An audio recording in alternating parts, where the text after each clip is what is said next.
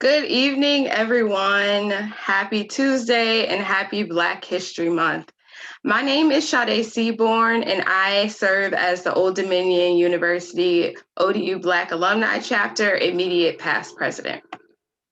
It has been 58 years since Dr. Martin Luther King Jr.'s speech, where he delivered powerful words within our nation's capital of Washington, D.C. That day in 1963, on the steps of the Lincoln Memorial, our country listened to his vision for racial injustice, nonviolent protests, and civil rights for all Americans. As we approached that day, what loomed behind me was the violence at the U.S. Capitol last month and the countless Black lives that have been lost just in 2020.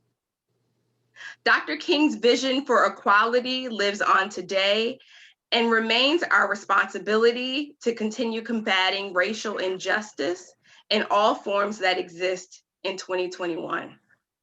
We must embody the courage and vision that we learned from Dr. King, Rosa Parks, and several others in order to continue to come together to do that hard work.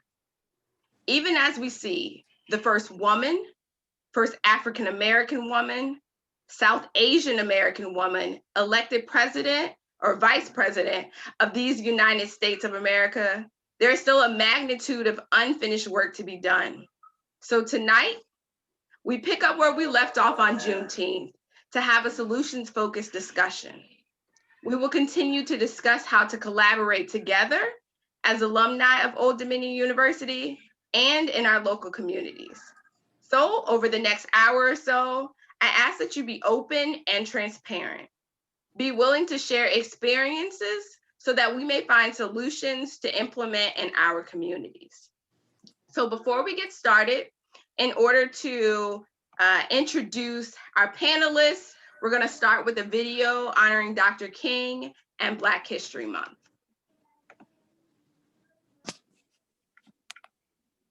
Have you watched all the lesbian home that he got?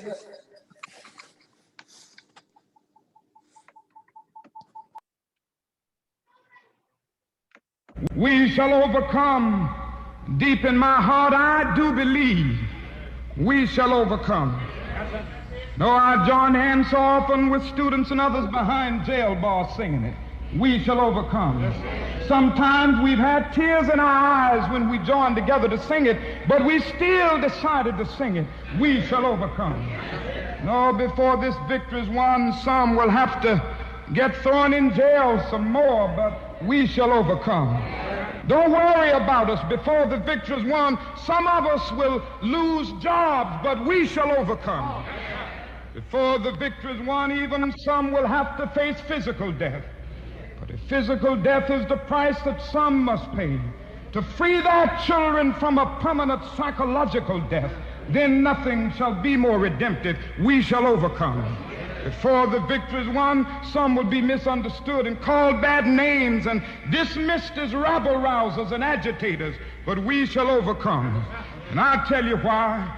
We shall overcome because the arc of the moral universe is long, but it bends toward justice. We shall overcome because Carlyle is right. No lie can live forever. We shall overcome because William Cullen Bryant is right. Truth crushed to earth will rise again. We shall overcome because James Russell Lowell is right. Truth forever on the scaffold, wrong forever on the throne. Yet that scaffold sways the future. Behind the dim unknown standeth God within the shadow, keeping watch above his own. We shall overcome because the Bible is right. You shall reap what you sow. We shall overcome. Deep in my heart, I do believe we shall overcome. And with this faith, we will go out and adjourn the councils of despair and bring new light into the dark chambers of pessimism. And we will be able to rise from the fatigue of despair to the buoyancy of hope. And this will be a great America. We will be the participants in making it so. And so as I leave you this evening, I say, walk together, children. Don't you get weary. There's a great camp meeting in the corner. Even though we face the difficulties of today and tomorrow, I still have a dream. It is a dream deeply rooted in the American dream. I have a dream that one day this nation will rise up and live out the true meaning of its creed.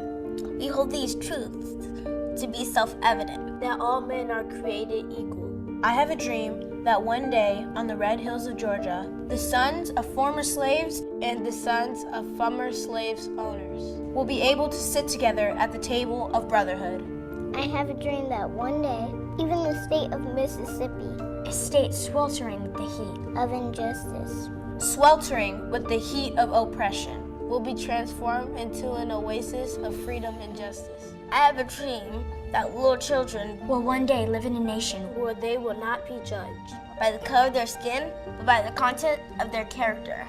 I have a dream today. I have a dream that one day, right there in Alabama, little black boys and little black girls will be able to join hands with little white boys and white girls as sisters and brothers.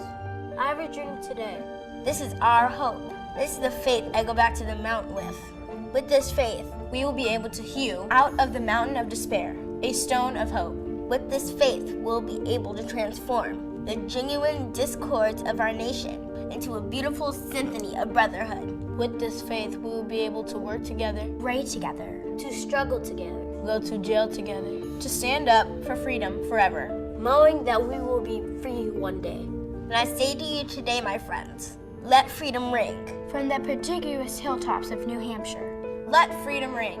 From the mighty mountains of New York, let freedom ring. From the mighty Alleghenies of Pennsylvania, let freedom ring. From the snow-capped Rockies of Colorado, let freedom ring. From the Carvaceous slopes of California, but not only there, let freedom ring. From the Stone Mountain of Georgia, let freedom ring. From Lookout Mountain in Tennessee, let freedom ring. For every hill and molehill in Mississippi, from every mountainside, let freedom ring. When we let it rain from every village and hamlet, every state and every city, we will be able to speed up that day when all of God's children, black man and white man, Jews and Gentiles, Protestants and Catholics, will be able to join hands and sing, in the words of the old Negro spiritual, free at last. Free at last. Thank God Almighty, we're free at last.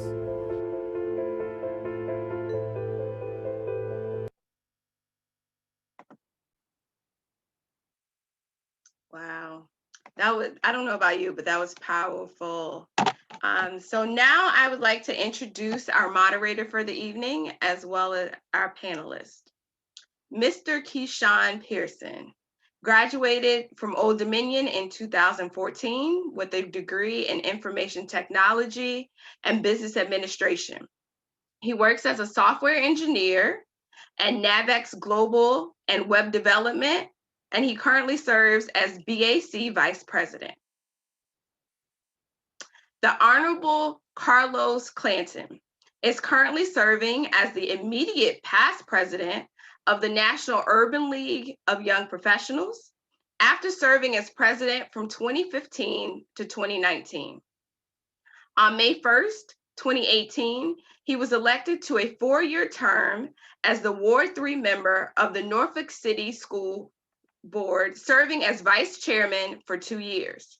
He currently serves as chairman of the Virginia Governor's School for the Arts Board of Governors, and he's vice president of the organizational development for STOP Inc., a community action agency located in southeastern coastal Virginia.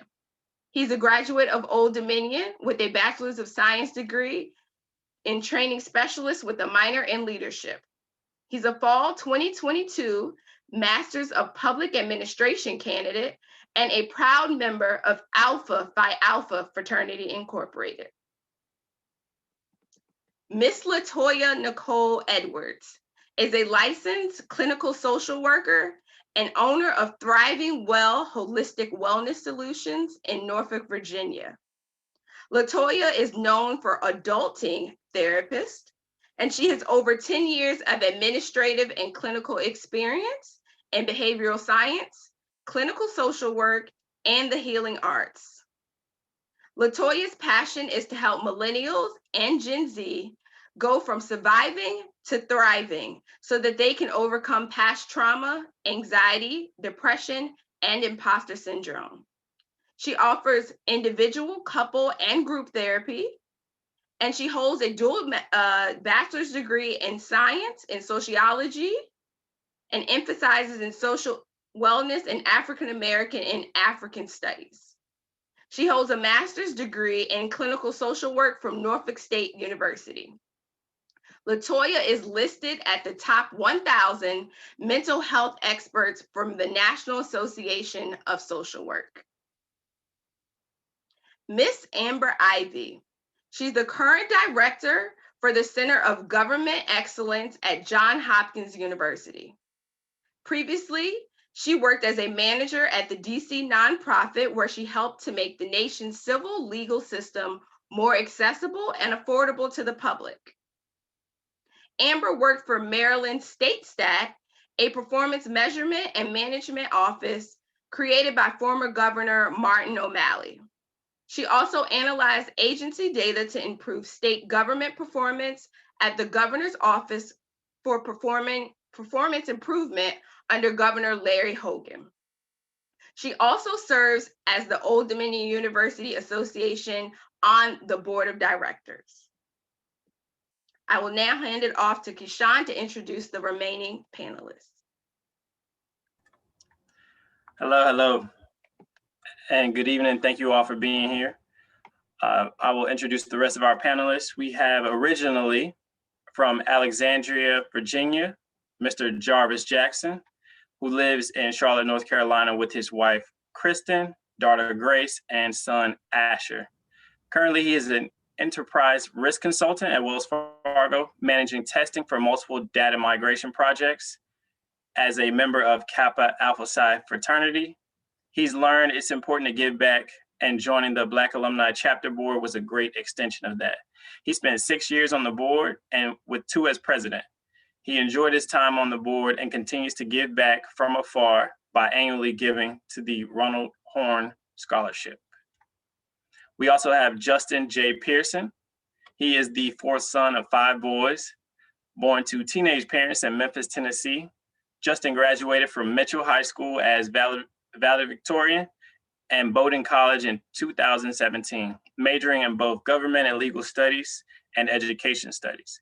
He currently lives in Memphis, but works at the headquarters of Europe in Boston, Massachusetts. He is focused on social, racial, and economic justice as special assistant to the CEO of Europe, a national program helping 18 to 14-year-olds gain training and entry-level jobs with corporate partners such as Bank of America, Facebook, and Salesforce. He is also the founder of a Memphis-based academic enrichment program, Camp Hope Memphis, which he founded after his first year in college to provide enrichment for high school schoolers in Memphis. Justin J. Pearson has an unwavering commitment to justice and the pursuit of opportunity for all people. And last but not least, we have Miss Rachel Perry, who is a native of Portsmouth, Virginia, who followed in her parents' footsteps by attending Old Dominion University. After graduating in 2007, she forged a career in the nonprofit world, working as a development manager for United Way of Southampton Roads, and with the youth coordinator of the Educate to Vote program for Urban League of Hampton Roads. In 2014, Rachel returned to ODU and received her secondary English teaching license through the Career Switcher program. She is currently the reading specialist and English department chair at William E. Waters Middle School. Rachel has served as secretary and president of the Old Dominion University Black Alumni Chapter. She has faithfully served the ODU AA, which is the Alumni Association Board of Directors, for 7 years, mentoring students and connecting alumni to resources and opportunities. Let's take a moment to just enjoy our panel. Thank you all for joining us. And so I'm just gonna hop right into a couple questions, but first just prefacing what we're gonna do here tonight. I'm going to just relay a couple questions to our panelists, and they will be in no particular order, but they're to cover and to uncover a lot of feelings, ideas, passions around what's going on in our society and our political landscape, as well as the Black Lives Matter movement and all of the intersectional movements that are a part of that as well. So I'm going to just rapid fire start with my first question. What is one thing you expect to see change under the Biden-Harris administration? And I will start this question by posing it to first Amber and then follow up with Carlos. I knew that was coming. I was hoping C came before A. I had in to. my life.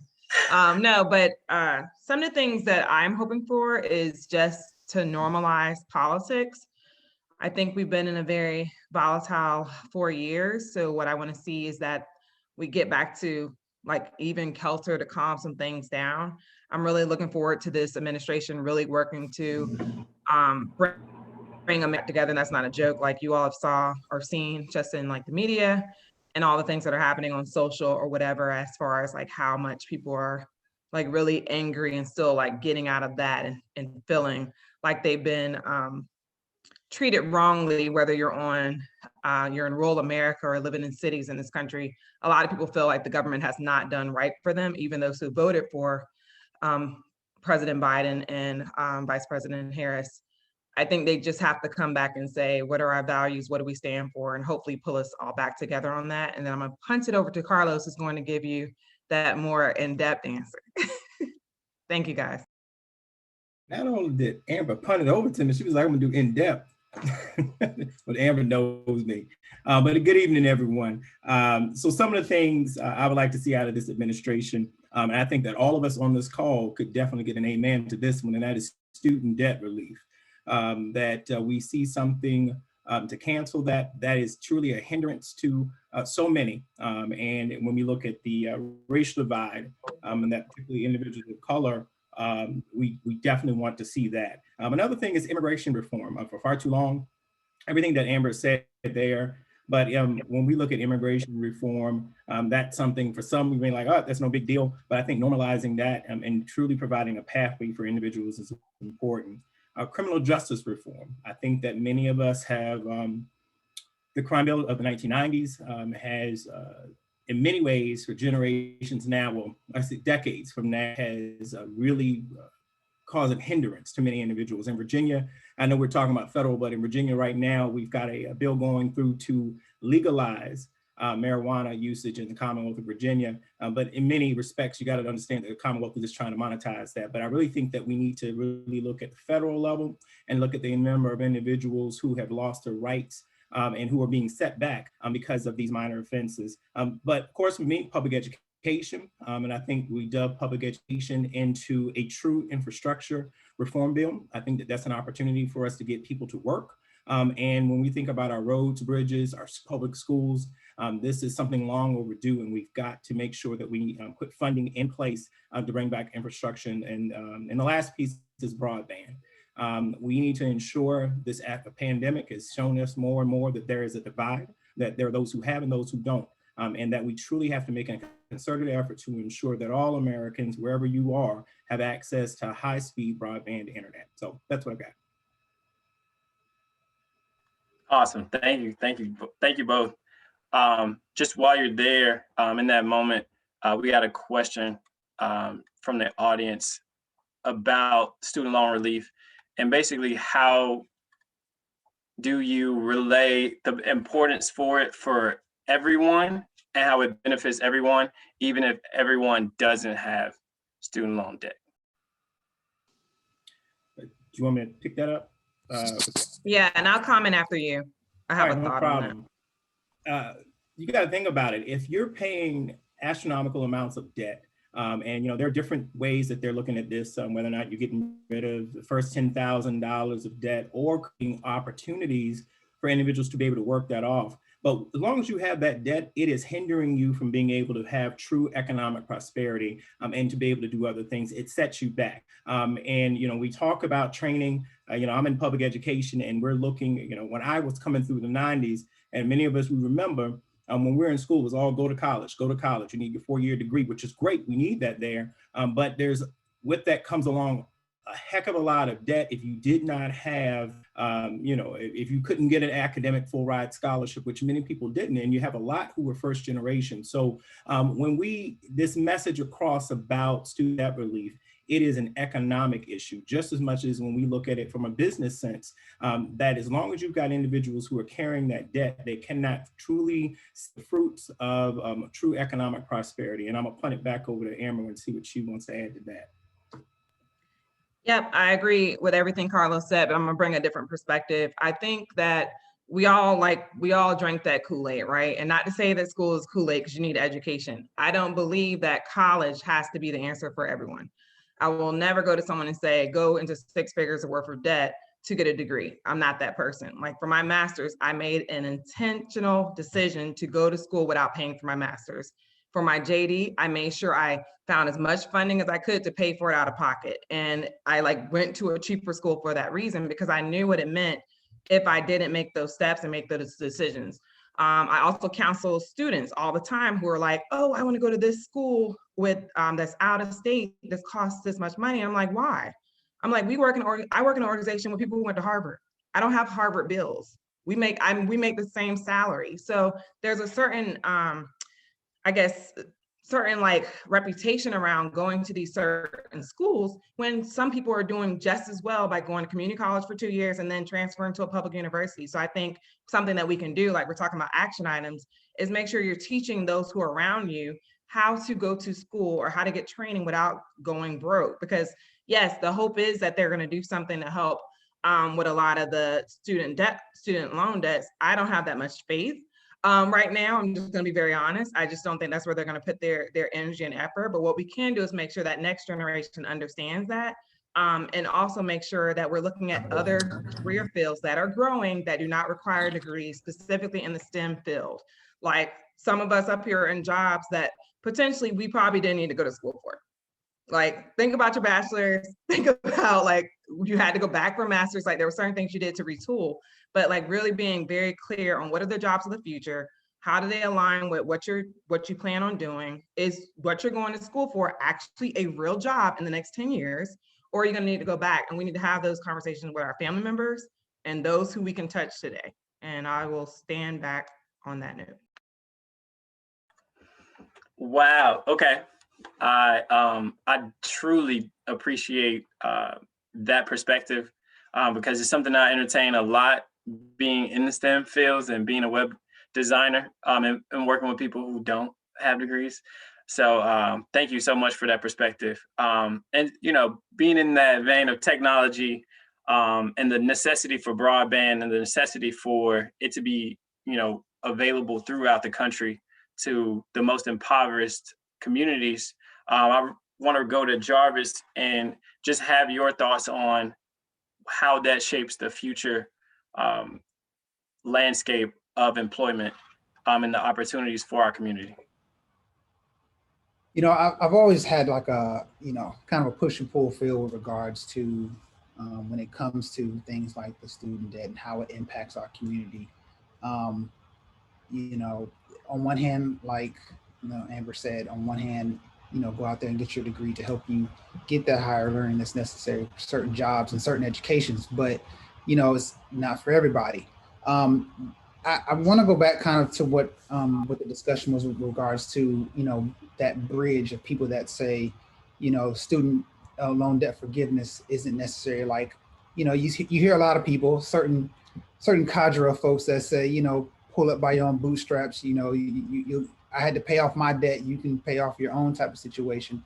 But in reality, it comes down to a greater good type of situation. When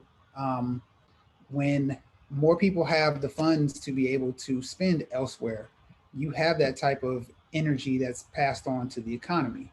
You know, people talk about how, oh, things aren't looking too good. Well, if you know, alleviate that type of debt in people's, you know, the sandbag that people have with that type of debt, you know, it helps. It helps to energize for people like us in our own community. You know, I'm pretty sure everybody here, if you had a few more bills in your pocket, you'd be more than happy to pay that extra amount to like that local business that, you know, might be struggling, or you might, you know, do your own type of thing where you might be able to build your own business in your own community because now you have those funds to be able to do that.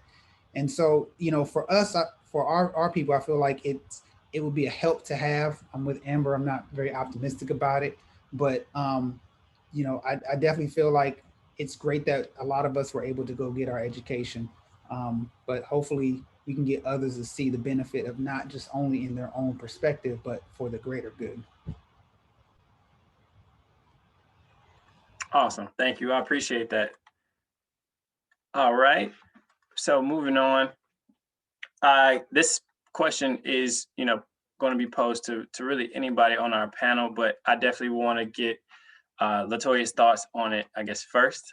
And so the insurrection on January 6th, I guess the question is, what did you feel personally, and what does that moment stand for in American history? Okay. It's an interesting time for me for January 6th because January 6th is also my mother's birthday. So it stands out for me. And I was actually conducting therapy at the time when it was all going down. So, but it was an interesting time because I guess one of my clients, their phone kept going off. They were like, I'm sorry. They're like, you know what's going on? And I was like, no, I'm talking to you.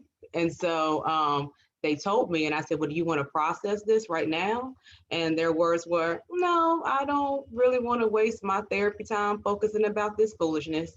I want to focus on what's going on with me, you know. And I said, okay, well, that's fair. And I feel like what happened with January the 6th or whatever, I think for a lot of people, it was half and half. I've noticed with like Black America, some of them were nervous.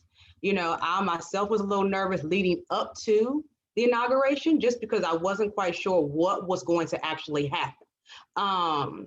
And because I was happy nothing did happen, but I think a lot of Black Americans and just people in general, we were like, okay, are they going to be okay? Is something going to happen? And then we kind of all had a sigh of relief when we saw nothing happen across the board. And so I think after Katy Perry finally sung the fireworks, they all went in the house. I said, oh, okay, woo, we made it. So everybody's going to be okay. But I think though, because it was so much hatred and all of these things going on over the last several years, I think that was like a boiling point, which made a lot of people of color in general just very nervous because it's like, okay, if you got this close, what could you do now? What's going on?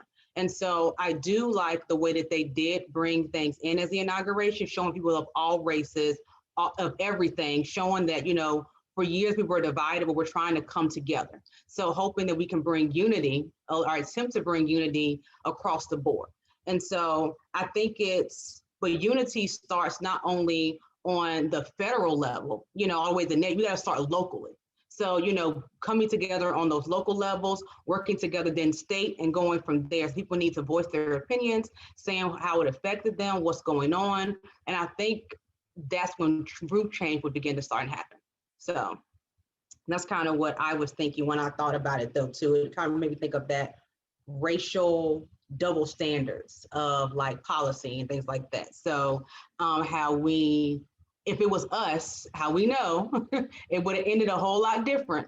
But it was very, very interesting, though. But I did see a little bit of relief, though, when I was seeing that some people, because they were in our backyard, because some people were in Chesapeake, Virginia Beach, you know, they had them on there, that some of them got arrested. So I felt a little bit better, but still, I do know we do have a long way to go. But that's kind of what the first couple things popped in my mind was those two things. So.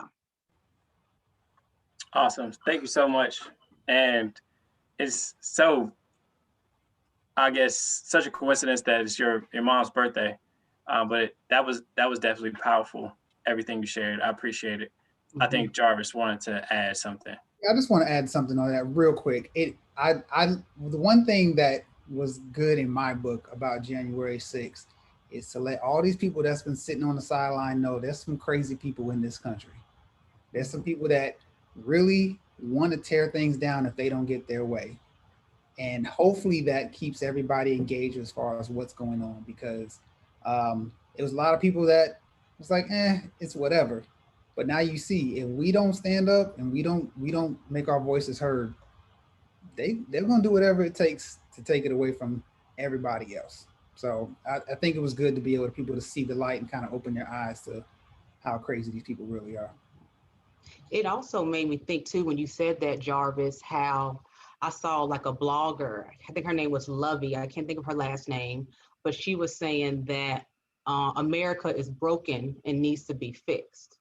And I thought that kind of stood out to me when she said that, because I thought it was a very powerful statement when I heard that. But I definitely agree with everything that you just said. So I want to pose this same question to Rachel. I want to just get your thoughts on it. Yeah, I 100% agree with everything that was said. It was extremely interesting. I had to cut a meeting short because none of us were focused on what we were discussing. And it definitely shown that the light on the fact that what Latoya said, that double standard, that the last time we had this discussion, the first part of this discussion, was after we were having the Black Lives Matter marches. And this was the conversation we were having after watching George Floyd be murdered, after trying to avenge Breonna Taylor's murder. And for all of those people who sat back and told us about property damage and, you know, do your talking in the voting booth and all of that, the things that we were kind of shamed and finger wagging and this isn't the right way to do it and that's not how you handle it. And you're getting upset about a target being rated, and not that I'm going to justify that behavior either, but to then attack the seat of our democracy. I am so glad that it was visible for the world to see. Amber put in the comment in the chat about social media and its role. Technology has been the saving grace of a lot of what's been going on lately in exposing. And it's not my version of the story versus your version of the story. It is indisputable what occurred on the 6th. So again, being in education and having to explain all this to children the next day and have that conversation about the world we're allegedly preparing for them has been really tough. It's hard to tell children to govern their own behavior a certain way when you see that this is the process. We have an election. Your guy lost. And that so many people thought that it was okay. And then the same justification of we kept it peaceful, it was just those few. But that same argument did not hold true over the summer. So the double standard definitely has been an issue for me. But again, I'm glad that we're able to put that on the forefront because I always grew up listening to my elders say what's good for the goose is good for the gander. So if we have to regulate ourselves a certain way, you need to as well. You hit on like every point that I think is possible. And I definitely want to hear what Mr. Carlos Clanton has to add.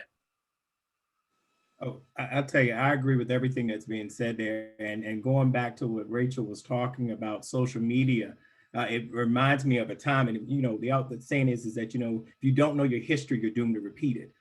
And, when you think about the George Pettis Bridge and those freedom walkers who marched across that bridge, they got beat a couple times before they got across that bridge. And it was only then that when the TVs, the cameras were on it and showed the nation that the president of the United States at that particular time moved into doing the action. And so very much what you're saying today, we're not just looking at TV, it's social media that is putting and bringing light onto what's happening. But we also have to look back that white supremacy has been showing its evil, ugly head at certain situations throughout. Let's go back to Charlottesville. Now, when that happened, I got called upon, and I served on the commission for the governor to review that entire situation.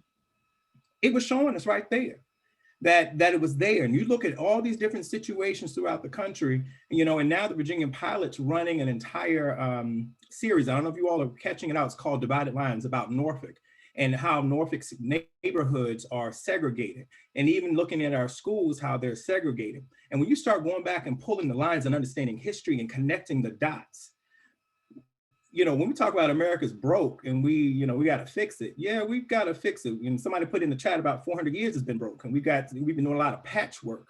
But guys, I will tell you, there's so many things, and I won't belabor it here, but you look at Lindsey Graham, who talked about read my lips, and you come back, when we talk about Supreme Court justices and everything else, folks, we have got to, and I know this is a later question, we'll come back in there, why we have to keep pressure. We have to keep this in the forefront because we're not done. Yeah, we've gotten, we squeaked through, and we got these two senators. It's still 50-50. We got a vice president that's there. But folks, we have got some more changes that have to happen. The census is delayed. That's going to change a lot of different things, but you've got to look at how these maps, our local maps, and Amber ran for Congress, but you got to look at how these congressional maps are drawn up. If we had gotten into a situation, a lot of people don't realize this, that the Congress could have made the decision about who our president was going to be. And it would not have been based on, well, the Democrats control Congress, so they're going to have all these votes. It would have been based on the number of House seats that were in there. And many times these things are drawn to favor another group. So we got to really dig down here and understand why we have to still remain engaged. And I know we're going to come back, and I'm not going to stay on this one. I'll come back and talk about it a little bit later. But you guys have really hit on some points down here that, the six really showed us that America still has some very ugly things that are still in existence. And when Donald Trump got elected to office, they came out to support him. That's what happened. That's how this thing shifted. And a lot of us and a lot of millennials and Blacks stayed home and did not vote. But that didn't happen, and that was not the case this time. But we cannot forget that, and we got to make sure that every election, every local, every state, every federal election, that it's a duty of ours. And too many of us who look like us don't come out and use as that it's something that you have to do. And I see Amber's hand up, so I'm gonna punt it back over to her. Is that you clapping? Okay. But I mean, y'all, we got to keep pressing. Thank you so much. I definitely, I want to give Justin J. Pearson an opportunity to speak on kind of his feelings about January 6th as well. First, I apologize. My brother didn't tell me we weren't operating on colored people time. And so, of course, I came 30 minutes late to the party, assuming the music was just going. Justin, People you would got a degree down. No more CP time. I'm like, dang it. No, I am again honored to be here with you all. Justin J. Pearson. And January 6th, I can only affirm what's already been said. It was the opportunity for white supremacy to show us itself with flesh and blood and skin that's white, overwhelmingly. But I don't just want to focus on the rioters and the white supremacist terrorists who attacked the Capitol, but the ones who allowed for them to do it, who were inside the Capitol.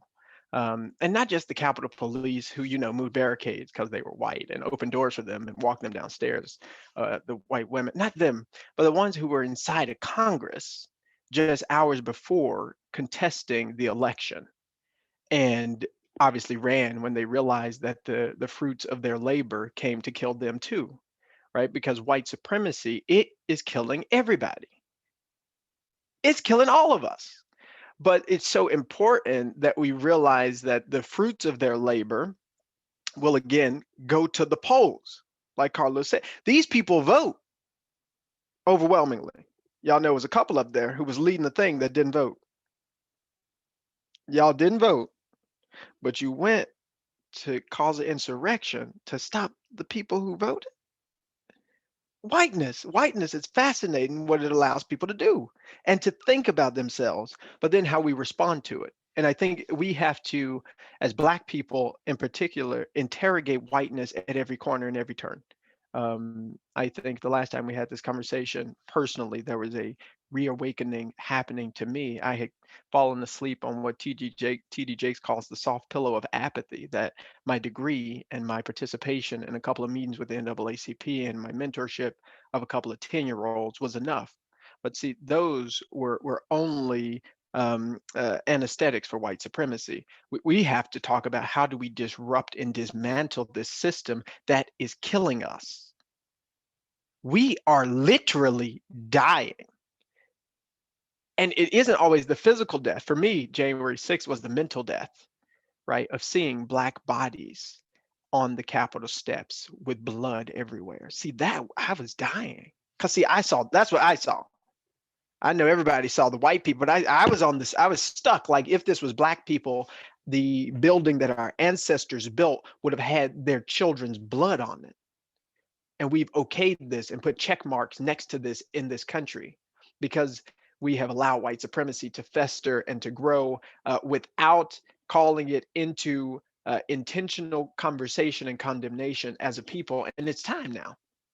It's past time, but it's time now that we, particularly educated Black folks, start to, as Brian Stevenson talks about, get proximate with other Black folks. It's only 20% of us with college degrees. If everybody in your network has a college degree, you're doing something wrong. It's like we have to get proximate to them because they're the majority, and that's who's gonna go to vote. Right? That's who has to be woken up to the way that these systems are impacting them, so that people don't think, well, it's my individual actions that got me here. It's my individual actions that's the reason I'm poor. It's my individual actions. And instead, we can bring the little knowledge that God's given us, thanks to people who come before us, and say, look, let me show you what's happening. Let me show you why those white people didn't get killed, but why we would, and how we can transform this broken place for us, a great place for them. We can transform this broken place to be a better place for the rest of us. But it was a very emotional day, particularly with that image in mind, that like we couldn't have did that and been alive. And to think that it was literally our ancestors who built that building. And then 2 weeks later, it was their descendants that put a Black woman and that old white man in office. I couldn't stop crying and shouting because we did that. So that's what my thoughts are, but it's only to affirm what was already said, and appreciative of this community as always. Nicolette. Awesome. Thank you, Justin J. Pearson, brother Justin J. Pearson. All right, so I just want to address something really quickly about questions. All of your questions will be addressed. Make sure we get to all of the questions. We're just following a list right now, and toward the end, we'll get to the question and answer. If you do have a specific question for a specific person, just make sure you indicate that. All right. So my next question, which is, I guess, been addressed and talked about in some ways through the other questions answers. The question is, how important is it that Black America remain involved in local, state, and federal politics? And not only that, how can they do so without burnout and discouragement? And so I will start with Carlos, because I believe he was headed there prior. Okay. Not a problem. So in the introductions, it says I'm serving on the school board. I believe that, school board is kind of like the beginning level of all politics out there, but it's one of the most important. We're the ones that dictate policy and what happens and how we educate our kids. I'm, not only, and I mentioned this before, I think in our first session about the three-legged stool of being really involved and engaged. That's the advocacy, activism, and policy. And that we have to continue to ensure that people that look like us, people who values look in respect of what we believe in, are sitting in the seats that make the decisions. And with those who are then placed into the seats to make those decisions, you have to hold them accountable. And that's more than just voting on election day. You have to remain engaged. That's calling them up, sending them and saying, hey, I see that this bill or this policy item's coming out there. You have to come out for public comment.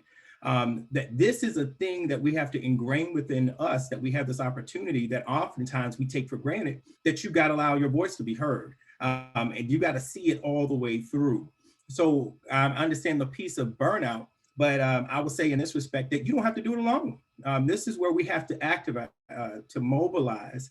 And just like we're having a discussion here, and just like Brother Justin Pearson was saying, when you're thinking about your circle of influence, who are you reaching out to? Are you talking, when we go to the barbershop, are you talking to the same folks all the time? Are you sharing and talking about issues that are going on? Are you going out and speaking to other folks and encouraging them, not just when it's time to election time to be involved, but you just can't shoulder it all. But you've got to be able to get out and finding your lane and your space, but also encouraging others and make it a family affair. How many of us are really reaching out and ensuring that everybody in our family are going to vote? I can tell you right now, my sister calls me up and she don't know something. She's like, what should I be voting on? I explain it to her. And then I know my sister's talking to everybody else, all her girlfriends and everybody else, and say, this is what my brother said. Y'all know y'all can trust what he's talking about, because a lot of people don't know. But that's the reality what's kind of going on in our community. But just find your lane. Don't burn yourself out. Do what you can, but understand that there are different aspects of the process that you got to get involved. And be perfectly honest, I challenge many of you all to think about serving on boards and commissions in your local community, where the policy making, where the sausage making is happening, not just in the polls. Yes, we got to get out there and vote, but some of us need to vote and make sure that some of us are sitting in these seats so we can actually be the one making and calling out the votes. Yes, sir. Yes, sir. All right. And so I'm gonna also go to Amber, get her thoughts. Just real quick, one of the things that was not rare about January 6th was that you can walk into Congress and walk into a member's office. Like, a lot of people were shocked that you could easily walk into that place, but that's what it was meant for, right? It's the people's government, right? So there's been plenty of times where I've met with member staffs and things like that to hear issues that I have, whether it's with the organization I'm working with or what have you. We can walk in those offices. We are taxpayers, and we are able to do that at a local, state, federal level. The thing I think that we don't do as well as Black folks is that for those who, like, one, we don't vote like we should. Two, for those who do vote, we vote and then we're done. And then three, we are not the ones who are in those different meetings. Our city council meetings are mostly virtual right now. We should all be attending at least a few of those to see what's happening. A lot of budget meetings, all that stuff is literally public and online right now, where you don't even have to leave your house. So it's just beginning to engage where you can. And like Carlos said, don't burn out, but there's certain things that we can do just where we are, and then taking folks with you, calling folks, emails and things like that, because what happens is all that communication is tracked. And the communication or the issues that are being brought up, that's when they start focusing on those issues. Sometimes it's just a couple of folks who keep talking about the same stuff, and they know Janet gonna be in here Monday, Wednesday, Friday, and she's gonna bring up whatever she wants to have done in the city, and Janet's gonna get whatever it is she wants done, because Janet is not gonna shut up. And that's the problem with us. We ring all the alarms in the world for a good month, maybe two. Then guess what happens? We're back dormant. There's no reason why none of us should be dormant right now. And we are. Like, we came out of summer and all of us went dormant.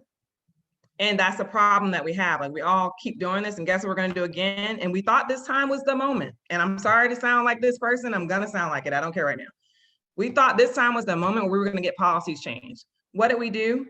We were in the streets, but no one was in Congress. No one was knocking on those doors. Like for real, January 6th should have been June 19th with Black folks in Congress knocking on doors, having meetings, and making sure that we got these laws passed that stop things related to how police officers are charged and things like that. So we have to begin to start using policy as a way to move things. Nothing's going to change. The policies that allow Black men and Black women and Black children to be killed are policies. Your government is allowing this to happen, and we are not fighting the thing that's allowing this to happen. That police officer, yes, they have their own issues and they're wrong, but guess what they're doing? They're doing it under the law. They're doing it under training that they've been sanctioned to come under, and we are literally letting the government kill people. And that's, sorry, that sounds like doomsday, but that's what it is. So with that being said, what we can do is small things. Don't take that whole burden. I know I just dumped a lot, but take the part that you can do. If you know something's happening in your community, making sure you're, like Carlos said, sitting on boards and commissions. I know I'm in Maryland, but I know in Virginia, it's a lot of stuff in Hampton Roads right now if you're still down there. A lot of boards and commissions are open. I saw the list like last week. A lot of those seats are open and they need people to sit on them. There's a lot of stuff that you can do just at a small level to donate some time to help move this stuff forward. If I can piggyback from what Amber just said, I was literally just having this conversation yesterday with a young ODU alum about making sure we're the ones taking action. I saw in the chat earlier, someone made a comment about President Obama, and do we think he picked up where Dr. King is? He left off? Is he the new leader? I keep hearing people have this conversation, and as I told the young alum yesterday, I think that's our problem as Black folk. We keep waiting for this savior to come, somebody else to come and save us, and we're it. We can't sit back and keep relinquishing our power to other people. And then when things don't fall in place in our lives, we're so quick to point the finger at everybody else, but not saying, but are not owning up to where we fail to be our own saving grace, our own protectors. Carlos mentioned being on the school board as that foundation. Is folks won't even get involved in their PTA, let alone go out to a city council meeting. But you're upset about your taxes. You're upset about the discrepancies between what this community gets and what that community gets. And I truly don't get that about us, this idea that we have to wait for somebody else to do it. Who's going to lead me? You lead yourself. You be the leader. If you find that gap, this isn't being served, this isn't being addressed, and I'm not being represented, that's how you get there. Being on the alumni board, I have had to deal with some folks that otherwise I would care not. However, I know that my voice is very much so necessary at that table. And I've had people say, well, why do you still allow people, why are you friends with this person online? Why you let them go? I would have been blocked them. One, I need to understand the way they think. And furthermore, they need to understand the way I think. They need to understand my position. And just because you are a certain color, just because you are a certain gender, does not make you superior. And let me tell you why. So it's that you have to have your voice at that table. If you sit back and allow someone else to tell your story for you, they're going to not only oppress you, but they're going to tell everybody how much you enjoyed being oppressed. It's bigger than just being able to put on social media a I voted sticker. We need some I represented stickers, some I served stickers, not just to put a title on your resume, but to truly represent your community. That's the part that counts. Not getting likes on social media, but putting in that work. And That's all I'm gonna say on that. Preach. Hey, yes, preach. Amen. Amen. Amen. To every word. That's exactly what we need to do. Exactly. So I appreciate that. Okay. And so I'm gonna pivot just a little bit and pose the question, how does the movement for Black Lives continue in this new era? And Amber alluded to it. I just want to ask, what does that look like? You know, besides voting, how do we keep that momentum on social media? How do we keep that momentum in our everyday lives? How do we keep, what options do you see available to us to keep that going?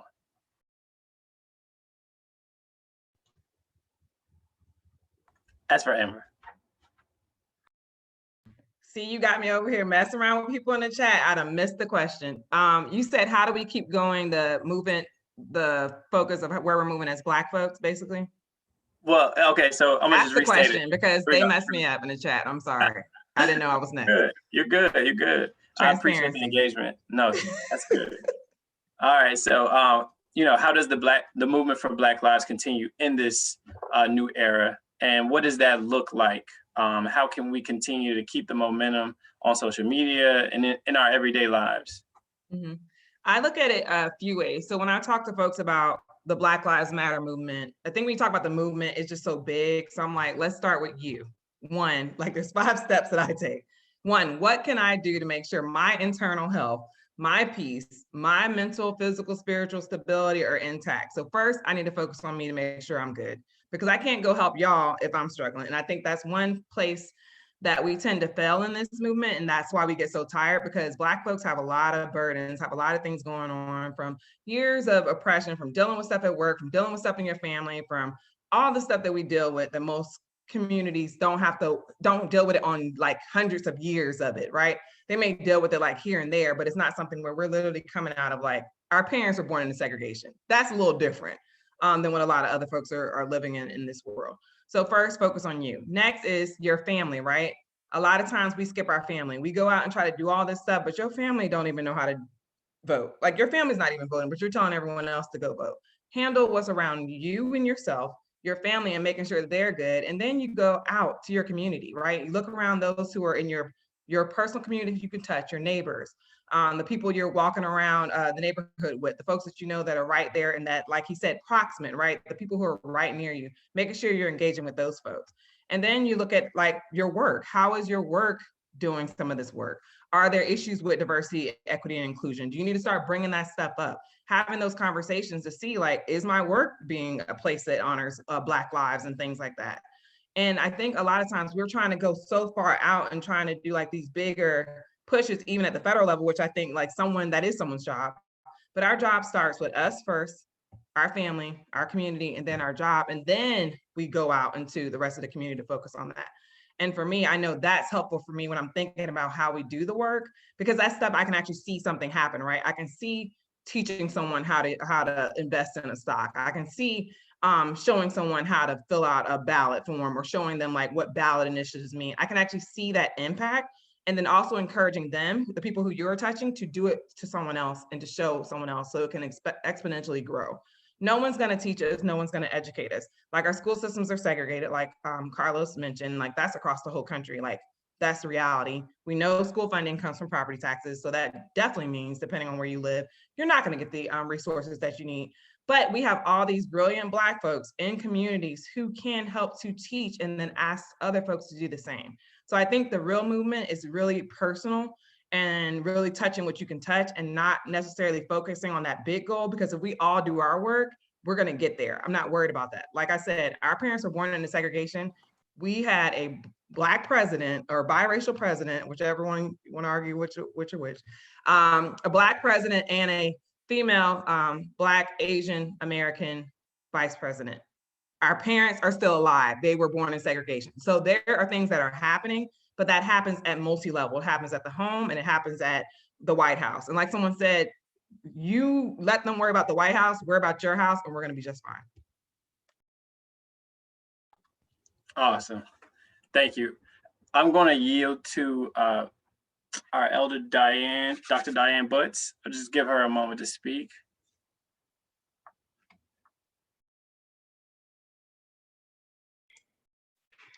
That was pretty quick. Thank you very much. As mentioned earlier, I'm a graduate of ODU. I graduated from ODU with a degree in education while I was in the military. So I never really was on campus. I've been there, but I just want to, I see that some people know about the post-traumatic slave syndrome. And I just finished a PhD, and one of my recommendations was this is a book that needs to be read by every Black person. I mean, descendants of slaves. This does not apply to Asians. This does not apply to Japanese. It doesn't apply to anybody else because no one was it's just like the mass incarceration of Black people, predominantly Black people. Slavery was predominantly Black people. The issue between Blacks and the issue in America, inequality was between Black and white. We called it something else.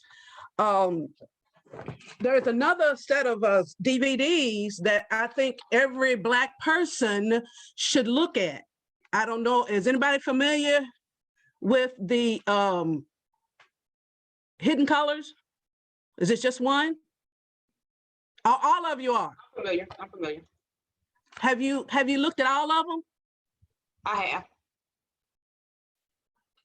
You have, okay. Well, having been a dark Black skinned woman like Celia, Cicely Tyson, and gone through a lot of things in the military and all, and then having finished this doctorate recently, this is something that I think all Black people need to look at, because if you don't know your history, you don't know yourself. And many of us do not know thyself. We don't know ourselves. We don't get along. People don't speak to one another. Education is not necessary for you to fight for your rights. We are on the low totem pole of the economic equality. And they keep inviting immigration. And my personal feelings is the immigration policy for inviting those, 12, 15 million people that are going to get a path to citizenship. Well, Black people don't have a path to citizenship because we're not treated as citizens on a regular basis. And we gotta go there, and we got to stay involved, but we have to, and I'm trying to do my part, even though I have 2 retirements now and I'm on disability, but I have this, huh? You said something, Rachel. I was just shouting, come on, 2 retirements. It was the financial freedom for me, that's all. But I still don't feel free. I feel better knowing that I'm a queen from Africa, Kemet. And I've been studying that, and I think that, again, every Black people need to know their history, know that they were the first people with melanin in their skin on the face of this earth. And we're smarter than anybody else who lighter than us and so forth. We're beautiful people. I didn't like myself at one point. I wanted to take the bleaching cream, take it off of me. And it wasn't until, in my 50s, late 50s, that I realized that I am beautiful. Even with my gray hair now. And I've been beautiful the whole time, but sometimes we don't even be beautiful to each other. And that's another movement all by itself. The last thing I'm gonna say is I'm gonna call you Sade. Is it Sade? Her name is Sade? Yes, ma'am. I think I need to get on that board and start making a difference, because I've been experienced. I've been through it all. There's way more that I can't talk about right now. But heck, I even forgot what I was gonna say. I'm old, but I still have some value. Just like Cicely lived, she was speaking, 96 years of age. But she started a long time ago. And we just got to get out there and come together as a people and start buying from one another.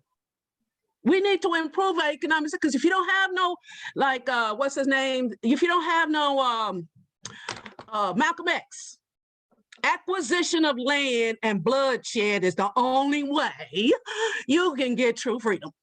And we don't have no land.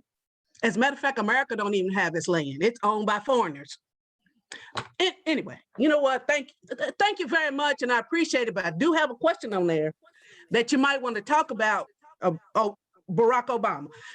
Thank you. Love you guys. I want to get to know you. All right.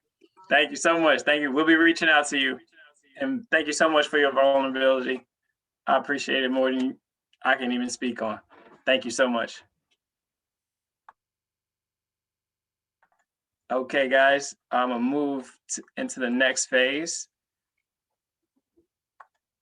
Let's see here. All right, so these are thoughts from Reverend Dr. William Barber II. From living wages to healthcare, immigration, and the climate crisis, the most pressing issues we face are not red or blue issues, but moral issues that compel us to face who we are and who we want to become as a nation. And so I just want to get the panel's thoughts, starting with Justin J. Pearson. Thank you for the question. Dr. Diane didn't preach so many sermons, I don't even know what to do. You are a reminder of what Black excellence look like, and appreciate you taking on the responsibility that I know our grandmamas did and a lot of other people to share that important wisdom with other people, other Black people. Thank you for your journey and your story too. I think what Dr. Barber and Dr. Liz Theo-Harris are doing with the Poor People's Campaign is one of the most profound movements in modern history. Activating poor people is what will disrupt all these systems that have us bound. It was the attempt to keep poor whites and poor Blacks from uniting after Bacon's Rebellion that made people create a deeper Scientological reasoning for race, right? And we're seeing this down here in Memphis. We're fighting this pipeline, crude oil pipeline they're trying to build through Memphis and Mississippi. But the folk in Mississippi just as poor as we are. And so we called the folks in Mississippi. We're like, hey, we're poor too. And they're trying to take advantage of us. And they were like, we're with you. Right? Like the interlocking injustices that the Poor People's Campaign seeks to address, we have to take on ourselves. And again, this is not because you identify as poor or your people were poor or anything like that. It is what I learned from one of my pastors, Pastor Nikki. It's a chosen social location. We're all born into one. You're born into a middle-class family with educated people in a certain type of neighborhood, and that is your location. That was it. That's your social location. Too many of us disassociate from the other social locations that exist and that are prevalent in Black communities. We are over-indexed in poverty. We are over-indexed in inequitable opportunities. We're over-indexed in these places, and we have a responsibility to choose for our social location to actually be with those folks, to be in those communities, to say, oh, they're putting a pipeline in your neighborhood. We live by the University of Memphis. My mom about to get a doctorate. No pipeline coming over here because these people are white. But 40 hours out of the week, it's as if it's my backyard, because I'm choosing that to be the social location that I identify with. That's a responsibility that we have to take on, because once we're in those communities speaking the speak that we're speaking, it transforms something. Because people who have for far too long not felt that they had power start to believe that their voices matter. Because you have these degrees and you have social connections and political connections, if you're Carlos in particular, Amber, you can bring people to them right? Hello, somebody. Bring power to the people that otherwise wouldn't have it because they don't have the access to the educational and the social and the economic opportunities that you do. So Reverend Dr. William J. Barber and Reverend Dr. Liz Theo Harris, they're saying it's 140 million poor people. 140 million. Y'all, it's just 330 million of us total. So if it's 140 million of us who don't have access to get health care, who are fighting poverty, who are fighting racism, who are fighting economic ecological devastation, and who are subjected to the national idea of white supremacy, right? Like, we need to figure out ways that we can start to collaborate to disrupt that, because more of us are suffering than are benefiting. And so we have, I mean, y'all, I read all of his reports because it's so important that we be informed, but that we then bring that power to the places that have been intentionally derived of power and separated from white people who also don't have power. It's only a certain type of Black person. It's only a certain type of person who's willing to do that work. But in so doing, we can actually destroy the system.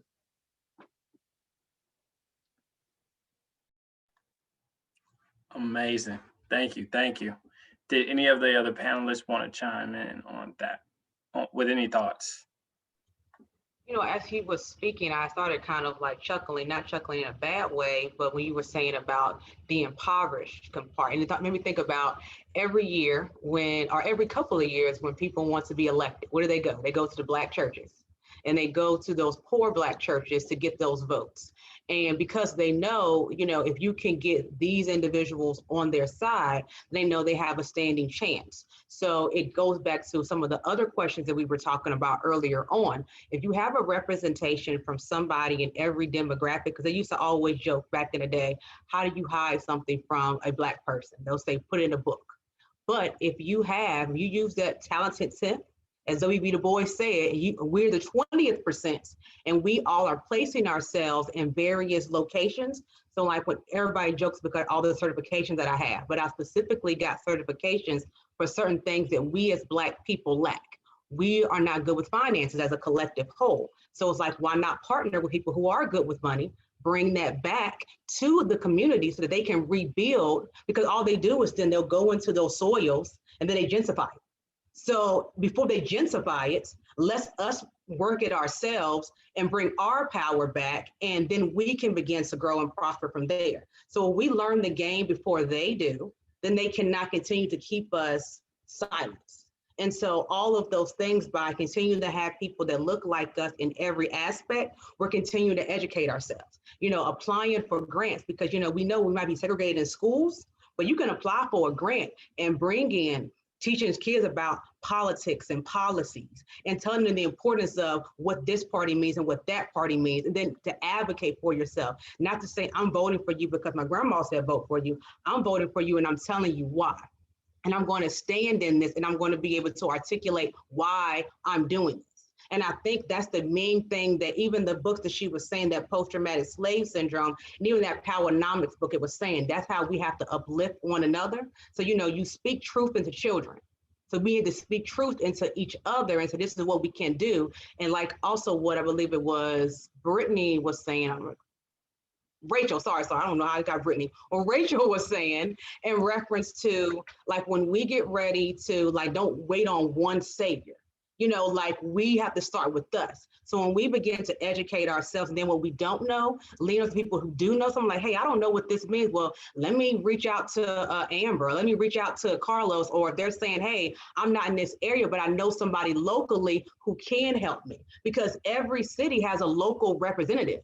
And so they're supposed to represent that area. So then you can reach out to those people, they'll educate you. And then you're beginning to say, okay, now I know what I need to do to begin to start building and make effective change, because it happens in numbers. So like I said, if we would have ambushed the Capitol like they were doing, change would have happened. And I think it goes back to the original question where they said, what can we do with the younger generation?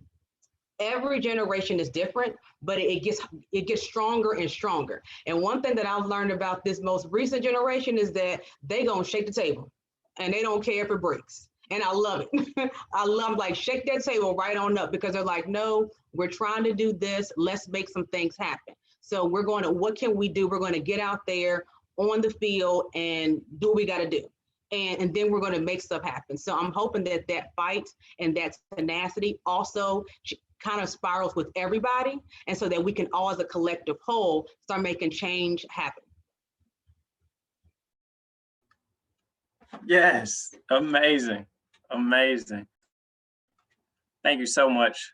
I did have a question from Arthur Kelly. He said, should we as a Black community be demanding reparations, especially since we are being used to get our vote? Are we getting what politicians promise us? So I'm not sure who wants to answer, but you guys can just chime in. I think that still goes back to, again, shaking the table, because fun fact, because I love to throw out a fun fact, during the Obama administration, the Jewish population received reformation twice. I don't know if anybody realized that. I read, because I'm nosy. And so, but again, if you begin to shake the table and start putting out there what your demands and what you need, they have to listen. And similar to what Amber said, we'll start a rumble for a little bit and then we'll die down. So we have to be consistent. And so, like, I think for me, I tell everybody, I got my 40 acres and a mule when I said somebody gonna pay for this education from bachelor's, master's, and on. Every certification, somebody paying for it. And I use me being a product of an immigrant and product of a Black mother to get all that paid for. And I'm like, you're not gonna tell me no, because we helped build this. And so knowing that, we also make up what Black women are, what the smartest people in the nation, country, this is all facts. But if we don't start advocating for things, it's not going to happen. So we put demands on these things about what we want. And then if you're going to tell me no, why are you telling me no? Explain to me why you're telling me no. We're a double minority, whether you're a Black man or a Black woman. We should be able to get whatever we want. And that's how I say, you walk into a door like that, you will get whatever you want, because they're already scared of us. So then you add on the education about what we're knowing, then we can get that. But we all have to come together. Glory, glory. Amen. Amen, amen. And I like how, toward the end you alluded to unity. That's honestly, at this point, a necessity. It's not even something that we can negotiate. So I appreciate and thank you for everything. And I think you alluded to what we're going to go into next, is that women have led the charge in all American history. And it is ever present in the way that Stacey Abrams and her team work diligently to increase voter turnout that would ultimately change the course of history. What would your message be to women in this time, and Black women specifically? I'm going to start with Carlos and then Justin. Make sure you choose a Black woman to answer this question too. I got this. I was kind of like, well, I got my pin out. I was like, what? How can I help? That's next. That's next. We got follow-ups. They want to hear what y'all got to say, though. Definitely. When we look at the demographics, Black women are the largest voting bloc. And as you start to see it, I think in the Virginia General Assembly, we have more women and more African-American women than ever. And then you even look at this Congress right now. My message really would be to women in this particular point in time is continue to be that voice. Black women have, and you kind of get into this whole thing where the Black male is supposed to be in the family. But be perfectly honest, Black women have been there. They have been the bedrock of supporting and making sure that the Black family is held together. So what I would really just say specifically to Black women in this one is to continue to be that force. We've got so many different organizations and groups, and we're not just talking about this time now, but this is the time. Women as a whole have a voice, and get out there, represent, run for office. Amber did that, regardless of how it turned out there. But guess what? They saw a educated Black woman who had a difference of opinion and to share her thoughts, and she ran for Congress. So my thing is, if you don't get it this time, you continue. And we have to continue to show a positive outlook, whether or not, it's a male or female, but honestly, we as a people have to continue to get out there and be in the forefront. So what my message is, continue to do the thing, continue to out there to be a great example, and to show that you are that, because I don't just put this last caveat. If you all would listen to any of the political pundits, and when they kept talking about who was going to bring it home, who was going to who or what block you needed in order to make anything on a national, it was Black women, Black voting women, because that's one thing I'll say. Y'all come out and vote, and when y'all get on that phone line or social, whatever it is, you come out and you vote. But you also make sure that when you look at Black Lives Matter, that was started with 2 Black females. Who, that's literally, if you listen to how I got started down there, and then it just began to span. So continue to do your thing, continue to, whenever we lose sight, continue to always be that positive light to remind us what we're here for, and always be that voice in someone in the Black male's ear to say, hey, you need to get it together and get out there, and let's join together and be a great force. Yeah, I'm going to be brief, only affirming everything Carlos said there. Yeah, in our family, we say it often, partially jokingly, but very seriously, Black Jesus is a Black woman. And it is because, well, obviously we got our mama, but our grandmothers, we've seen Black women over the course of our lives, not just Stacey Abrams and all these very big people, but it's like, all you gotta do is reflect just a little bit. And it is because of the endurance and the love of Black women that we made it here to this place and this point. And so I would say, and I jotted some down quickly, to Black women to rest. I can't imagine what it would be like to wake up a Black woman. I honestly, it is one thing that is unfathomable to me. My mom has 5 sons, 4 grandsons, and they move. And you have to worry about where all of them are and if they're coming home and like all those things, right? Like every day. And then you have like actual lives and friends and a job and partners and all these other things. It's just like, you know what? Rest.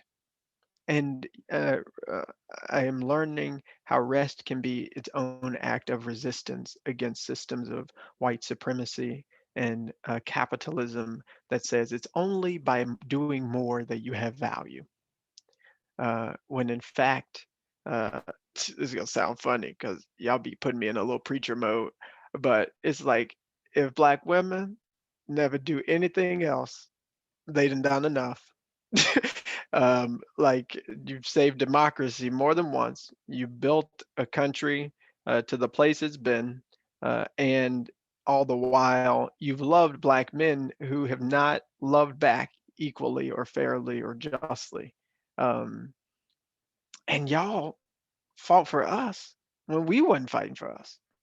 I mean, it's impressive to think, right? I had to look up the names. I got to say these names: Alicia Garza, Patrice Cullors, Opal Tomete, right? When Trayvon Martin was lynched in Florida, Black women were like, you know what? Okay, enough. They had a Black president, same Black president we all had, right? And it was just like, no, this is enough.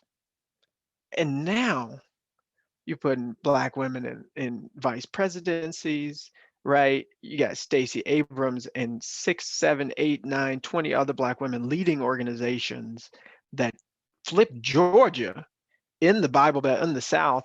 And it's like, there's nothing, I mean, do what you're doing.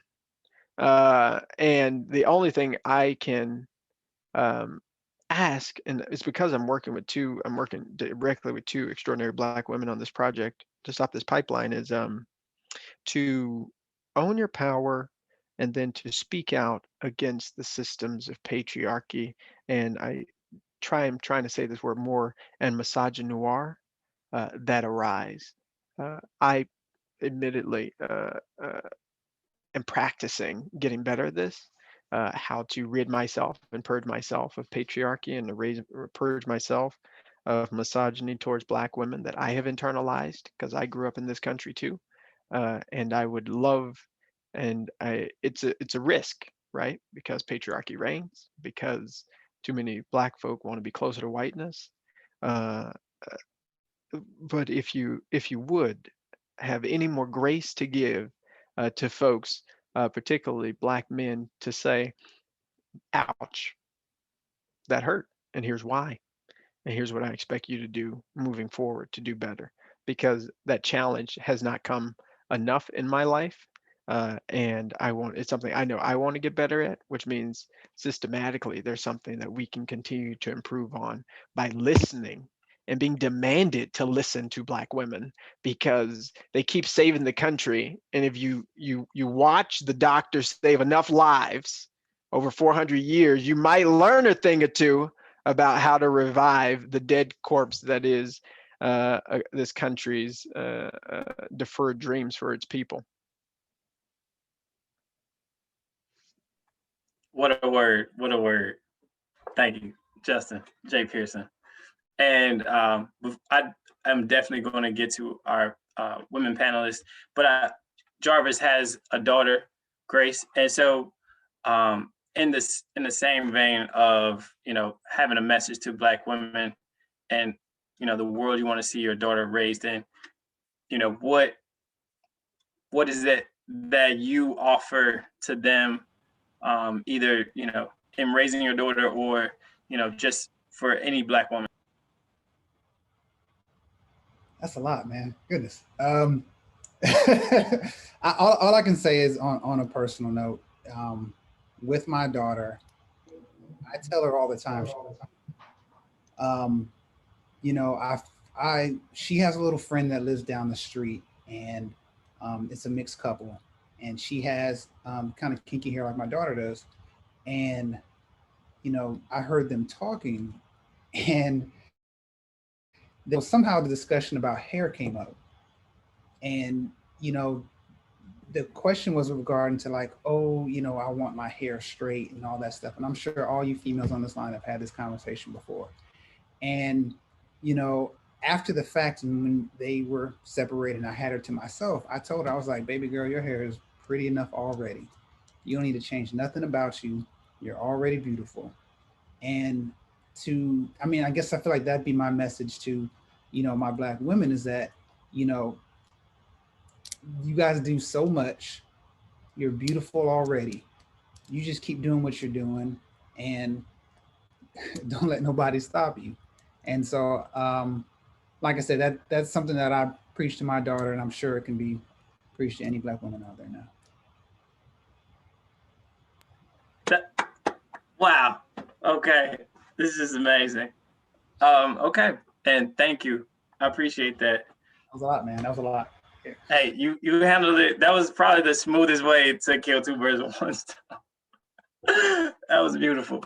All right. And so now for our women panelists, I'll start with Latoya.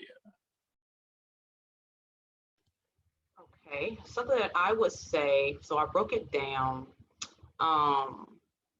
because we as Black women, we have so many hats. And so I thought the first tier would be like, most of us here, Black professional women. I want to let you know that I see you, I feel you, all those countless degrees we have, those turnover degrees, that our hard work ethic, even when times that we don't feel seen, your hard work, somebody is watching you, and you are role models to someone, and that you are worthy and an asset. And if no one told you today, from one Black woman to another Black woman, I see you. Dark skin, light skin, weave, relax, however you want to wear your hair, I see you. I admire you. That's what makes us so unique with us, all the way down to our names, to our skin textures. You're beautiful as you are. I see you.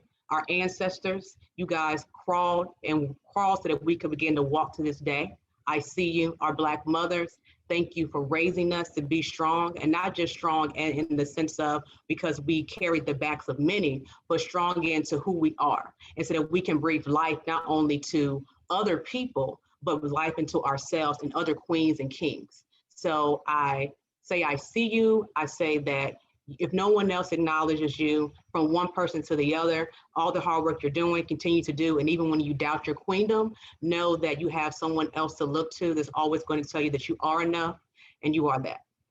So that's my little thing. Love, love, love.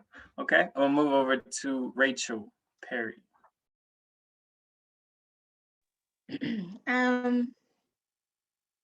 Definitely what Latoya just said. I rely so much on my circle. Sade knows that group chat gets me through my day. That support of like-minded Black women that continually push me and call me out. Definitely necessary. Um, but I do want to speak to the point of our counterparts. I think Amber and Sade touched on this a bit in the chat. Y'all, we tired. It's exhausting. Being everybody's support, everybody's backbone, it's a lot. And so just requesting that support, you know, we're all celebrating Kamala and Stacey Abrams and all of that now. But I promise you, I haven't forgotten all of those posts and tweets and all of that stuff prior to these elections about what she's not and what she hasn't done and what she can't do. We need that support because as it's been said, we go hard. We go so hard for our brothers, and it would just be nice to consistently see the same type of support without having to, you know, sprout wings and fly. Like, can we just support a sister because she's trying to make that difference? We talked earlier about going out and serving and being on these boards and getting on councils. But a lot of the times we do not see the support for Black women the way we see that political support for Black men. There are 2 Black women who have their hats in the ring right now for governor in Virginia, or who put that out there. And all I've heard is nothing but negativity. And don't get me wrong, I have a long-standing relationship with Terry McCullough. And I won't get into swaying anybody's political views. What I will say is, nobody's brought up him being a man in this whole conversation about being government as if that's a given requirement. But the fact that these 2 women are running, their gender keeps being the topic of discussion as opposed to what they bring to the table, what their views are, what policies they would like to push and work towards. So it's just that I would love just a little bit more support. Thank you for your vulnerability and thank you for sharing. I personally will continue to work to be more supportive. And last but definitely not least, I'll bring it over to Amber. I'll be super quick because I think everyone said everything, but I'm going to spend a little bit more time on what Rachel just said. As a Black woman, I also have some level of privilege due to color of my skin. So I definitely understand and I appreciate my sisters being able to talk about what they deal with for sure. And I think what we do need to do is make sure as Black folks and Black folks in this room, because I'm not talking about anybody outside this room, is that we begin to, like Rachel said, see the beauty in Black women, no matter what they look like, right? No matter if you feel like someone is more European because of their light skin, that's a problem, right? There's a lot of issues that we have around colorism and other things like that, and some of the stuff that she just mentioned around Black women. We have to let that go. And as Black men, I'm asking you all for something. I'm saying to my Black sisters, you are beautiful, period. And Black men, y'all need to normalize Black women being beautiful. Black women who are of African descent being beautiful, not the ones who are like me, who may have some some slave master in their genes. Like, we need to normalize that, because Black women are beautiful and we need our men to do that. And we also need us as women to continue to honor each other. And I think we've done a great job of that, saying like, hey sis, you look good, I love your hair, and things like that. So we need to continue to uplift each other. The other pieces around like the idea of rest, like Black women are tired, and that's not a joke. Like, y'all have no idea. Like, I love you all Black men, but y'all have no idea. And I wish y'all could spend 13 seconds, because the world would change if you spent 13 seconds in our brains and our hearts and in our minds. But since I can't have that, I'm gonna let you hear 30 seconds of what I need you all to understand. Black women die at heart disease rates higher than white women. 1 in 4 Black women will have heart disease, potentially die from heart disease. 49% of our population, over 20%, has heart disease from high blood pressure, stress, diabetes, all these other issues that come along with that. We are tired. They are stressed out. If you have women in your life, I always get back to what can you do? If you have a woman in your life, you need to go spend as much, your mom, your sister, your wife, whoever, your cousin, your auntie, whatever, you need to go and show that you appreciate them and ask them how you can help them. And not even just ask, help them. Sometimes we don't even know what we need help for. Be there for us, and we're there for you. So do something. And don't ask us what we need you to do, because you know what we need you to do. You've been around them long enough. And I'll shut up on that note. Listen, that's definitely, I got it embedded in my brain at this point. You know, do something, help somebody, somewhere.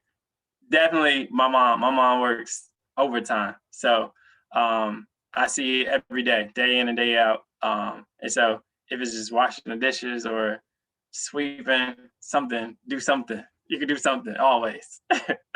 Thank you so much for sharing that. I appreciate it. And so I think our final question, which is going to kind of round out the questions that we want to address, is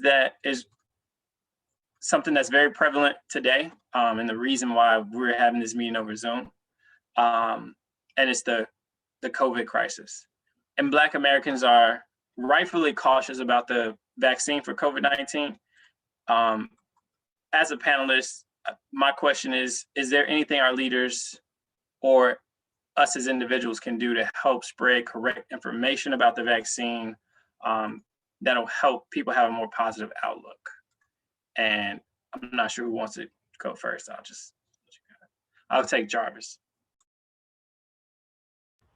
Yeah, I'm just gonna go real quick. With my wife being a physician, one of the things that she's always done, especially with the people that are in her circle and like her family back home, you hear a lot of people talking about the trust in the vaccine and the trust of the government and whatnot. And, because she's on the front line, she's already had both her shots. One of her biggest things is showing folks, hey, I've had my shots. Hey, this is how I've been feeling. This is what's been going on, and trying to keep people abreast to what's going on with her, trying to show people that it's safe, trying to give peace of mind to people that, what we're doing, yes, there is definitely a long history of how the government has done us wrong with regards to medicine and how they've taken care of us. But right now, this is what's going on, and we have to take care of each other in this way, because we know how bad it's taking out our community proportionally. It's hurting us. And if these people don't feel like, oh, I can't take that vaccine, well, it's going to continue to hurt us. So one thing to do is just try to assure people, especially if you finally get your shot, assure people that, hey, I'm fine. You'll be fine too. And just trying to show that and give, like I said, give assurance to those people that, this is the path that we have to take in order not only to help everybody, but especially our community.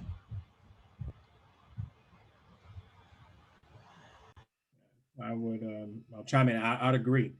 We have to almost give, I guess, in some respect, we have to give some street credit to the vaccine, and I'm scheduled to get mine in the next 2 weeks. I intend to do it video so that people can see. I intend to follow up. And a lot of people have been doing that. And I think that individuals who are in a position of influence, particularly in our communities, need to do this. This is a time when we have to stand up because there is so much misinformation that's out there. everybody's like, there's a lot of disinformation that's out there and misinformation. And so we gotta, just like you said, Jarvis said it right. We've got to lead by example. And if we don't, the adverse effect to that is what it's doing to our community right now, and many more people that we will lose because they are not being able to take advantage of this. But the other thing too is we have to educate our folks about how to get this vaccine. There's a lot of confusion that's out there. There's a lot of, I got 2 calls today for people asking me about how do they do it in Norfolk. We got a website, you've got telephone, you can call in, but there's a waiting list, and hopefully that will get better over the next couple of weeks. But leadership, those in our sphere of influence, we just have to lead by example and continue to show people it's okay, and get out there and be an example.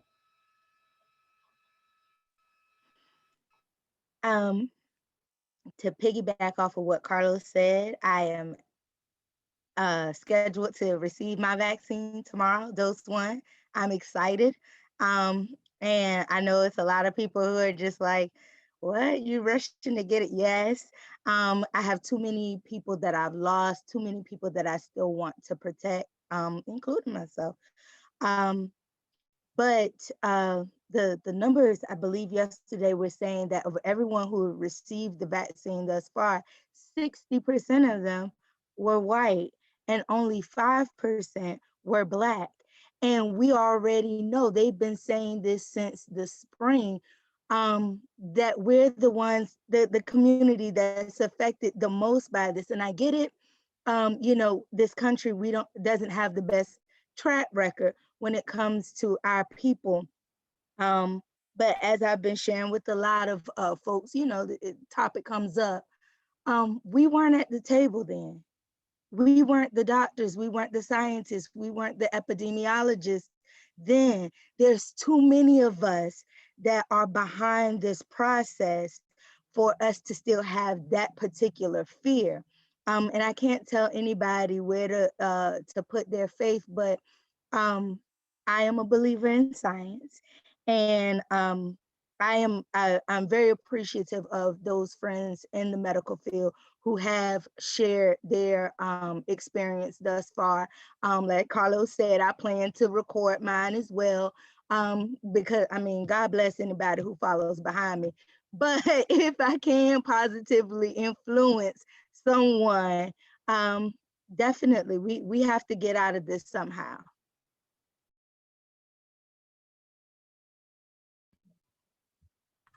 Thank you so much. Let's Can go. I say something really quickly? I always say that and it's never quick. Y'all already know. But no, what Rachel said is key, right? So I'm going to be honest, I was a skeptic of vaccines, not vaccines in general, but I was a skeptic of piling on vaccines at once, and I still am. I prefer a graduated scale for taking vaccines. So I understand like what ABK just said about, or Arthur just said about waiting.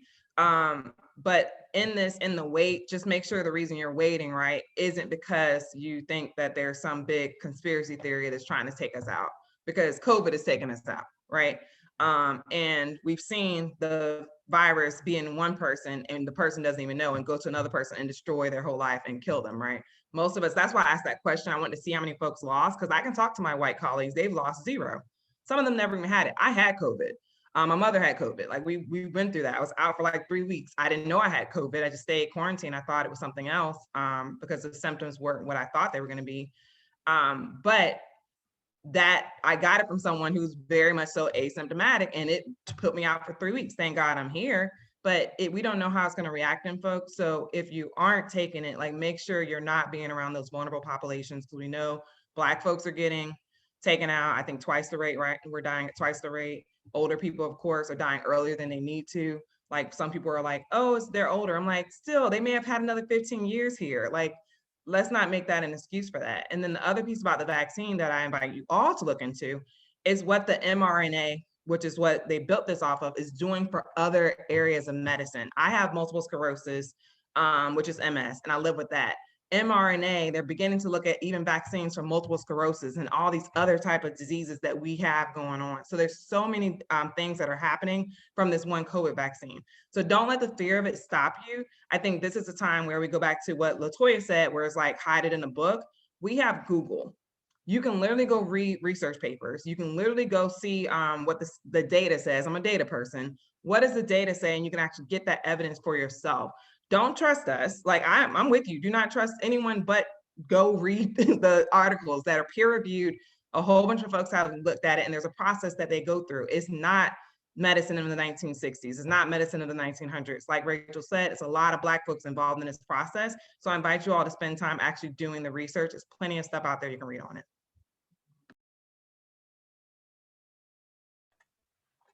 Amazing. Thank you, thank you, thank you. I'm an investigator too. Like I go down a rabbit hole on Google often. So that's gonna wrap up the series of questions that I had for you guys. I'm gonna look over some questions from the chat to just make sure we addressed everything.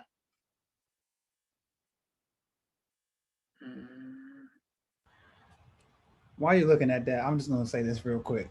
Y'all heard about how all them celebrities was paying out the wazoo to try to get the shot first. If they're doing that, it must be all right. The fact that so many people are clamoring to get this shot ASAP, that lets you know it's all right. Because I guarantee you, if it wasn't, you would hear nobody talking about it. You'd hear, give it to the Black people first. So just realize the fact that other people are actually really trying to get it, you should be a little more at ease. I'm gonna add in, do not listen to Charlemagne the God or Black Wakanda, AKA Atlanta. I know they've been out here partying, but people are dying, okay? So just wanna throw that out there because I know some people will say, hey, Atlanta's out here, people are partying. The Breakfast Club is telling everybody we don't gotta do this. But again, you know, like Amber just said, she had it for 3 weeks. As a therapist, I told a lot of my clients, you know, 6 degrees of separation. Almost all of my clients that I've worked with have either had somebody who's died or they themselves have got it. As a supervisor, I had a supervisee who's gotten COVID twice. And so these are things that are happening. And so I tell everybody, you know, like, yes, we make up a small population, but just like I said, last year around this time, we had a rapper telling everybody that, you know, Black people don't get COVID-19. Now we are in the front of, you know, the largest numbers of it. And so we really have to really work together. And I think that's probably why they also have 2 vaccines and why they're also spearheading to let you know that, hey, a person of color created the other one. So you can also still do your research on the both of them because they know that we as Black people do not always trust someone who does not look like us. So even if you don't take Moderna, you still have Pfizer. So look up both of them and see which one works for you. But you know, there's a reason why there was 2 because they know that we have a distrust for people who may necessarily look like us. But the fact that also insurances who love telling people no, insurance loves telling people no and not paying for stuff. The fact that they have as a collective whole for the last year waived people's copays, that's unheard of. They are letting people go and get vaccines for free. They're giving people like healthcare for all these different things surrounding COVID because it's affected us so rapidly. You know, so I say take advantage of this while we can, educate ourselves, like Amber said, read up, you know, so that way we know we're making sound decisions. But, and if you don't want to continue to stay in your house doing all of these virtual conferences and you want to see somebody, I'm just saying, somebody go get a shot.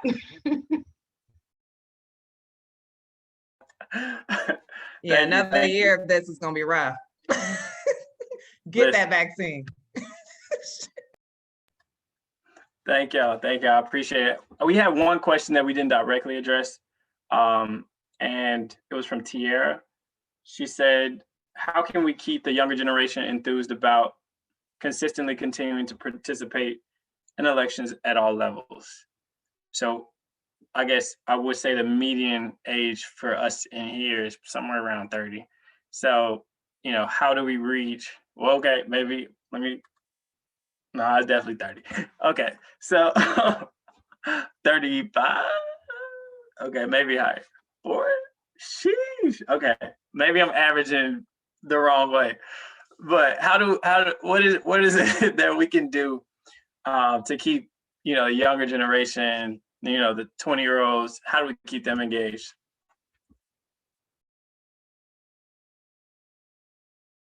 You should have kept going down, like you kept going up. You should have said like 25, 22. I can see the people in here. I told him up because I was like, dude. I said, I'll take 30. Please give it to me. I was like, I ain't lying no more. But no, back to your question. Since I'm one of the ones who derailed it. No, so I talked to Gen Zers a lot through just work I do with the Urban League and then through other stuff that I do on the side. One of the things that they are really good at is being better than our generation when it comes to like being very politically motivated. I actually interviewed a young lady on my podcast and she was like, their generation is all about like love and showing compassion and really trying to understand how people feel and how people have come to the decisions that they've made or the different opinions that they've arrived at. And one of the things she said that hit me was, she was like, people are not their opinions. She was like, something happened in their life that shaped that opinion, but that's not who they are. And there's always a chance for you to help to change that person's opinion if you give them education or educate them. They're more willing to educate than I think we are. I think we were more like, not my job, not doing it. And they're more like, let's pull everyone in the fold and let's make sure we are educating each other so we can learn from each other. So what I would say is that I think I say the opposite of your question is like, how do we engage with Gen Z? Because Gen Z really wants to engage with that other generation. We kind of separate ourselves from X and boomers. They really want to connect with the generations to learn from them. They want that wisdom. They want their freedom, but they also want to be very close aligned with the generation before them. I think their generation is getting something right. You're seeing what they're doing on the environmental front around stuff around immigration, stuff with Black Lives Matter. They are pushing and moving. I think we have to come around them and make sure we share our wisdom with them and make sure we help them continue to do what they're doing. And they also said, don't put it on us. Like, don't, just because y'all didn't do what you're gonna do doesn't mean you put it on us. And I agree with that, right? Like everyone keeps pushing it off to the next generation and we're like, they're gonna do all these things. No, we can all coexist together and do some amazing work. I think that's great. I'm 12, so I really bring everything down. So you're all welcome. I like the question, but it again goes back to like, how many young people are you talking to, right? Like how many high schools you that shea butter and that black soap, baby. Listen, right from the continent, it worked. It worked. Listen, I'm getting the right oils. Y'all see this fro growing since last year. Look at it. What? Jarvis is okay. Bless your heart. You don't need it. You don't need it. You look so good without it. Next, it's okay. You know, you're a dad. You're busy. You don't want to deal with this. Trust me, it's a lot. I've never thought we would say that. I'm looking out for you. Off the rails. We're getting off the rails. Back to young people being engaged. It's how many young people you talk to, right? And with the family first thing, hopefully pretty much a lot of Black families, we got a lot of people older, a lot of people younger. It's how do you start talking to them and making sure that they understand the importance of political power to actually get things done. You have to remember, we haven't seen it often, right? This moment in American history is probably for a lot of folks, the first time you're really saying, I see Black power doing something, right? Barack Obama was, I'm not going to say that, but like Barack Obama was embraced more as an anomaly versus we all did something and something changed, right? The Black Lives Matter movement, in part thanks to these wonderful 3 Black women, and that the movement that was happening last year against racial injustice helped to invigorate people to say, if you scream loud enough and you march enough and you start talking about policies enough, like a thing can happen. So 500,000 people get registered to vote, right? People start talking about racial injustice. Like we have to, like, it was significant to listen to January 20th and hear somebody talk about systemic racism, right? To mention 400 years of oppression, like that didn't happen ever before. And now that people, I think younger folks in particular, are like, oh, if we do X, then Y can happen. It's to maximize that opportunity to say, And if you keep up the pressure, we can get rid of poverty and we can raise the minimum wage, right? Like speak to issues that people are concerned about. Because as much as I love education and I want to get as many degrees as y'all got and Latoya one day when I grow up, but the truth is, like, you have to speak to where people are today. And if a lot of folks right now are like, I can't go to college because it's too expensive.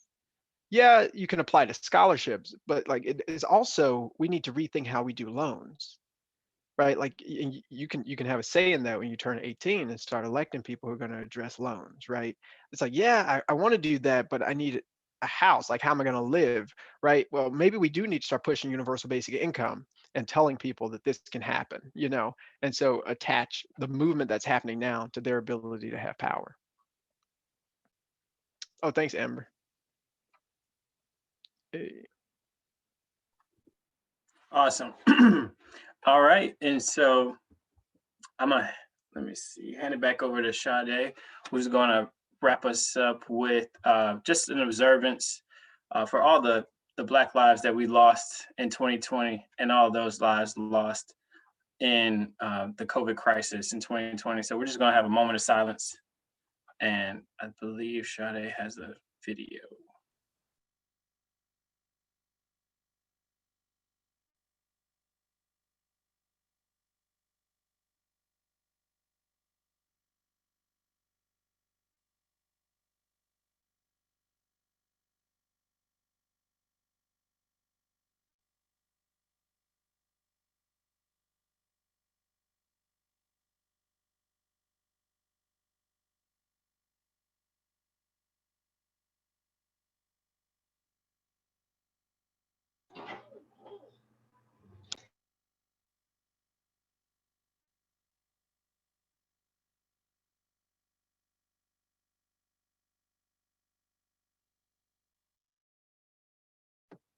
Thank you, everyone. So I am going to just thank the panelists. Thank Keyshawn for being an awesome moderator.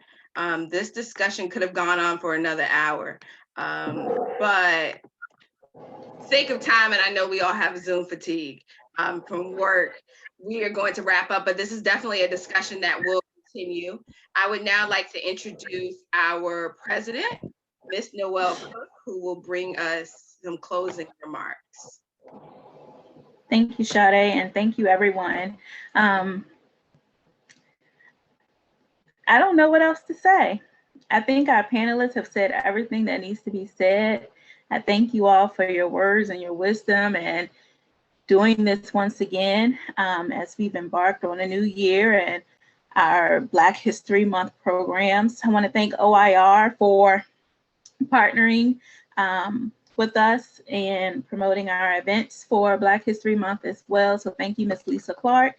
I believe she might still be on here.